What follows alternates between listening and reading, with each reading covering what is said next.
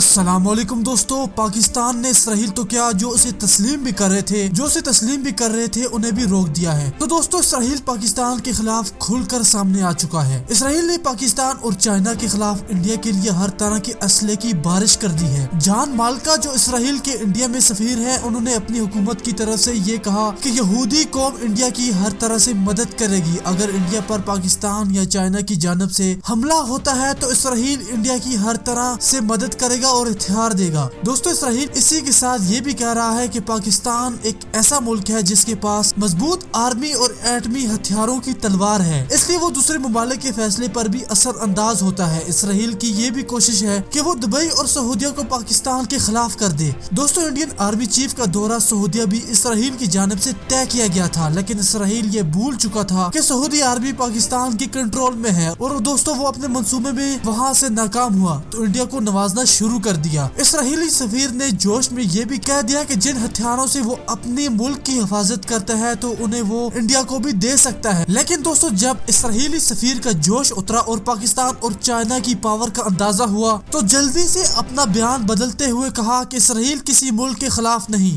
और किसी भी मखसूस मुल्क को देखकर इंडिया की मदद नहीं कर रहा, बल्कि अच्छी दोस्ती की वजह से कर रहा है। दोस्तों इसराइली सफीर का पूरा बयान यूरेशियन टाइम्स ने छापा है, जिसका लिंक आपको दिया जाएगा। आप वहां से जाकर खबर की तस्दीक भी कर सकते हैं। दोस्तों वीडियो को शेयर कीजिएगा, अपनी राय दीजिएगा। अल्लाह हाफिज।